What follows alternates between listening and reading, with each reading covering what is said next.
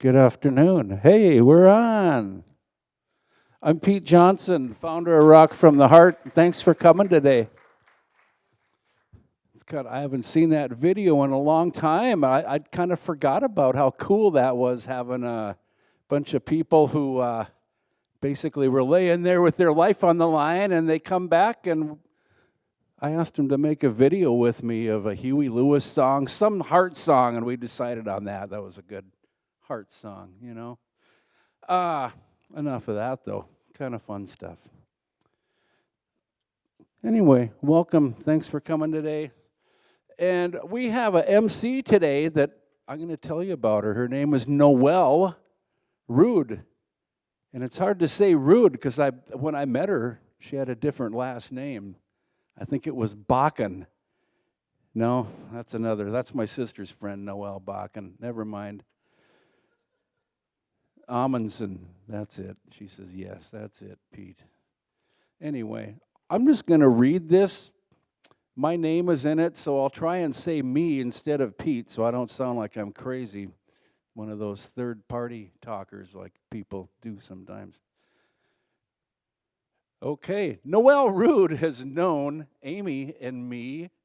Amy's my wife, by the way, co-founder of Rock from the Heart. She's back there somewhere. Noelle has known Amy and I since the late 1980s when Noelle and I were in an amazing rock band together called the Street Band. That was the beginning of decades-long friendship. Noelle was so inspired by the recent heart story that when Amy and I started building Rock from the Heart, she wanted to become a part of the movement. She thought it was pretty cool.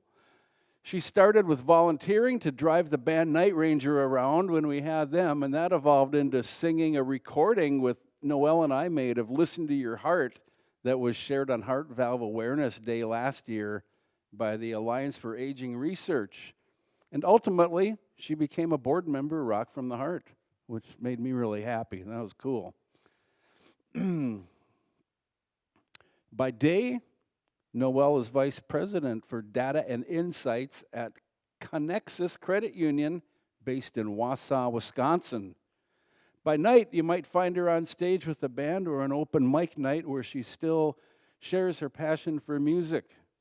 Noelle grew up in Minnesota. Now she lives in Florida with her husband, Jeff Rude, of 30 years. That means I've known Jeff longer than 30 years, too. Man, that goes way back. I love it.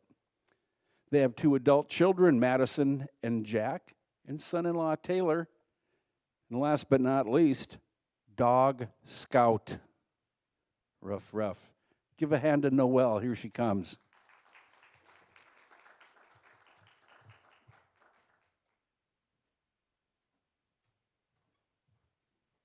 Thank you for that introduction, Pete. It has been great to know Pete and Amy for so long, and Amy was one of our biggest fans in the street band back in that day, part of the Eastgate gang. There was a bar in the East Moorhead called the Eastgate that we used to play at pretty frequently. So I am going to be the MC today. I'll try to keep things moving, do some introductions, but as I mentioned, I've known Amy also for 30 plus years, and was really glad to get an invitation to participate as a board member in Rock from the Heart and be a part of this amazing movement that Pete and Amy started. So with that, I'm going to introduce Amy. Amy, why don't you come up?